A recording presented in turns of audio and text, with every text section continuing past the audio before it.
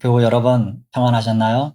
우리가 살다 보면 여러 가지 삶의 문제에 봉착하죠. 그런데 그 문제들이란 궁극적인 면까지 풀려야 완전한 해결이 되는 경우가 대부분입니다. 예를 들어 어떤 어린아이가 굶고 있길래 왜 굶나 봤더니 부모가 가난한 거예요. 왜 가난한가 봤더니 전쟁통에 자기 나라에서 못 살고 다른 나라로 간 거예요. 왜 전쟁이 일어났나 봤더니 옆 나라와 국경 분쟁이 일어났어요. 왜 국경 분쟁이 일어났나 봤더니 그 부근의 땅이 곡창지대인 거예요. 그걸 뺏기면 많은 사람이 굶고 반대로 적국에선 그걸 뺏으면 많은 사람을 먹일 수 있는 거예요. 그 와중에 강대국인 한 나라가 두 나라에 다 무기를 팔아먹어서 전쟁이 격화됐어요. 왜 무기를 파나 봤더니 더 배부르려고, 더 많이 먹고 마시면서 안락하게 살려고 그런 거예요. 결국 그 어린이가 굶는 것의 궁극적인 문제는 뭐죠? 잘 사는 사람이 욕심이고 그들이 뭔가 하지 않으면 이 일의 해결책은 없는 겁니다. 우리도 이런 일을 당할 때가 있죠. 여러분, 이럴 때 우리는 어떻게 해야 될까요? 오늘은 여기에 대한 말씀을 나누려고 합니다. 말씀 읽어드릴게요. 마가복음 9장 19절에서 24절까지입니다. 대답하여 이르시되 믿음이 없는 세대여 내가 얼마나 너희와 함께 있으며 얼마나 너희에게 참으리요. 그를 내게로 데려오라 하시매 이에 데리고 오니 귀신이 예수를 보고 곧 그 아이로 심히 경련을 일으키게 하는지라. 그가 땅에 엎드려져 구르며 거품을 흘리더라. 예수께서 그 아버지에게 물으시되 언제부터 이렇게 되었느냐 하시니 이르되 어릴 때부터니이다. 귀신이 그를 죽이려고 불과 물에 자주 던졌나이다.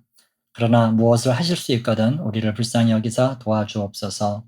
예수께서 이르시되 할 수 있거든이 무슨 말이냐. 믿는 자에게는 능히 하지 못할 일이 없느니라 하시니 곧 그 아이의 아버지가 소리를 질러 이르되 내가 믿나이다. 나의 믿음 없는 것을 도와주소서 하더라. 아멘. 제자를 양성하는 스승의 갈등은 생각만큼 제자들이 자라주지 않는다는 데 있을 거예요. 부모도 마찬가지죠.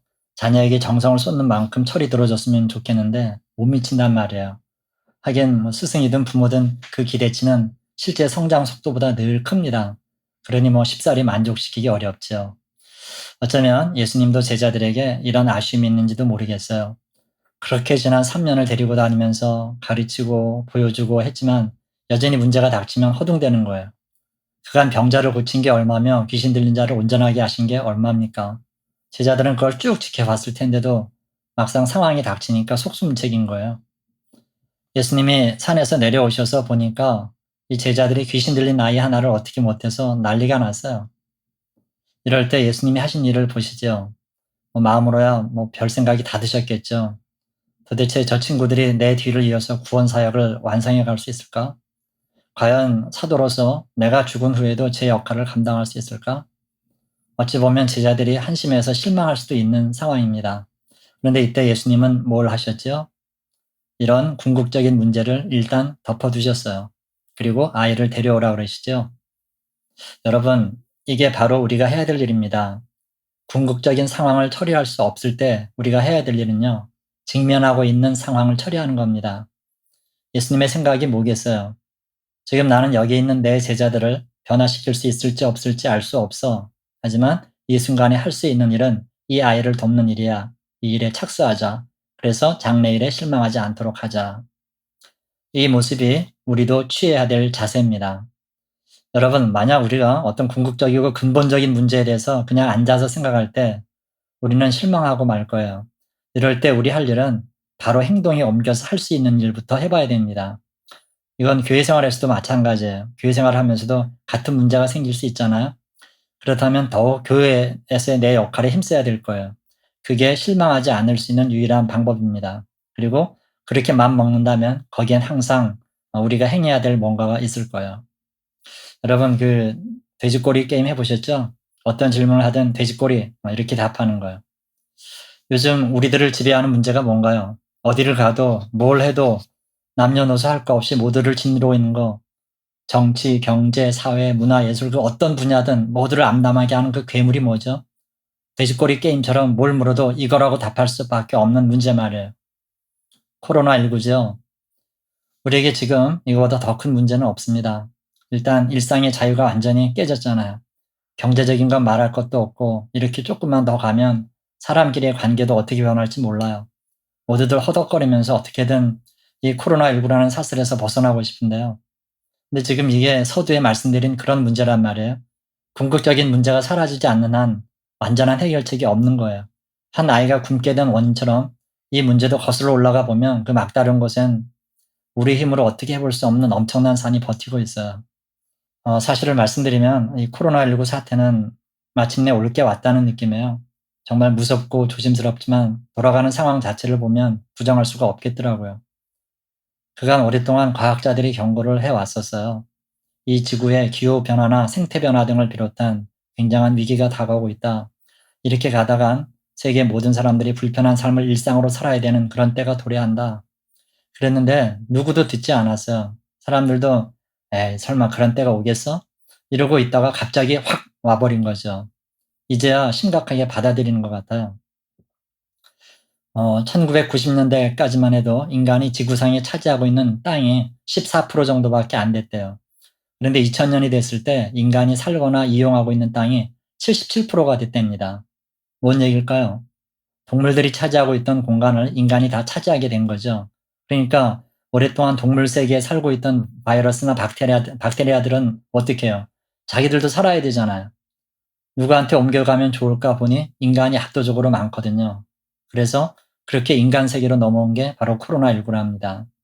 그런 의미에서 보면 코로나19는 자기가 자기를 지키게 만든 백신이라는 거예요. 일리 있죠? 그래서 이제부터 우리는 이것들과 숙명처럼 붙어 살게 된다는 거예요. 무섭죠? 앞으로 인간은 이 감염병과 더불어 사는 삶을 개발하지 않으면 안 된다고 얘기하고 있어요. 네.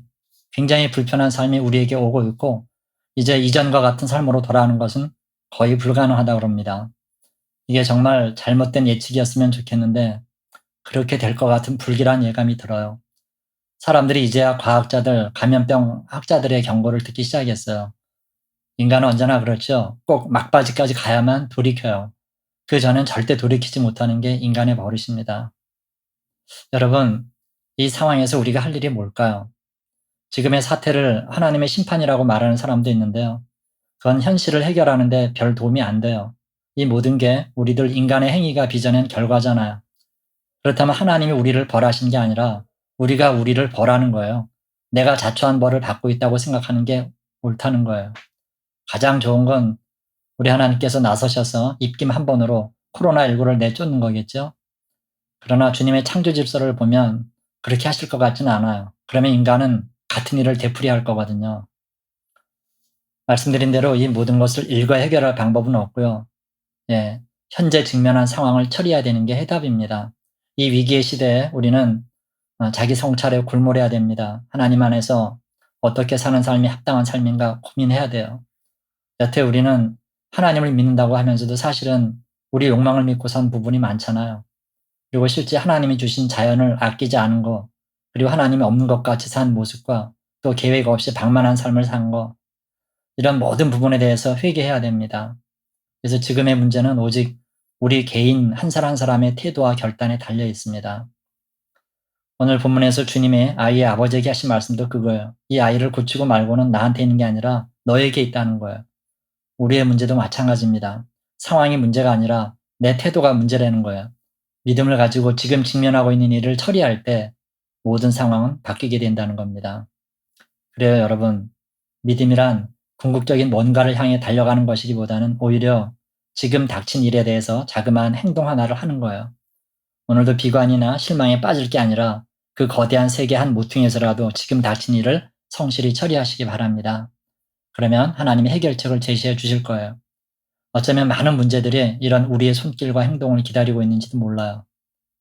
지금은 모여서 기도하는 것보다 마스크 쓰고 손 자주 씻고 거리 두기를 하면서 외출하지 않는 게 더 현명한 일이에요.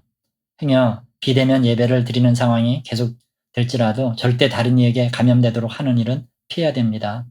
우리가 그런 세심하고도 배려하는 열심을 보셔야 주님께서도 일어나실 거예요.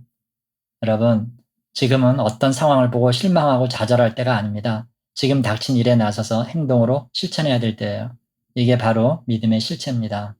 오늘은 정말 두서없이 말씀드렸네요. 성령께서 말씀 가운데 약점을 덮어주시고 은혜되는 말씀만 각자에게 들려주셨으면 좋겠어요.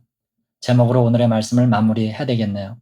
궁극적인 상황을 처리할 수 없을 때 우선 지금 직면한 상황을 처리하십시오. 그게 답으로 가는 첫걸음입니다. 오늘도 이런 믿음으로 승리하는 하루가 되시기를 주님의 이름으로 축원합니다. 아멘. 기도하겠습니다. 하나님 아버지 감사합니다. 코로나19라는 커다란 문제가 우리 숨통을 조이고 있습니다. 먼저 이 문제에 대해서 우리의 과오와 실패를 인정하게 하시고 조그만 것 하나라도 행동으로 옮기게 해 주옵소서. 이것뿐 아니라 인생의 여러 문제에 봉착할 때 우리 힘으로 잘 안 되는 궁극적인 문제를 해결하려 할 게 아니라 지금 직면하고 있는 상황에서 우리가 할 수 있는 일을 찾게 하시고 그걸 해결하고 처리하는 저희들 되게 도와주옵소서. 주님 앞에서 더 겸손해지게 하시고 우리의 본분대로 주님만을 바라고 섬기게 해 주옵소서. 그래서 이 어려운 시국 가운데도 흔들리지 않는 믿음 지켜내게 하옵소서. 오늘의 한날을 주님께 맡겨놓고 예수님의 이름으로 감사하며 기도하옵나이다. 아멘.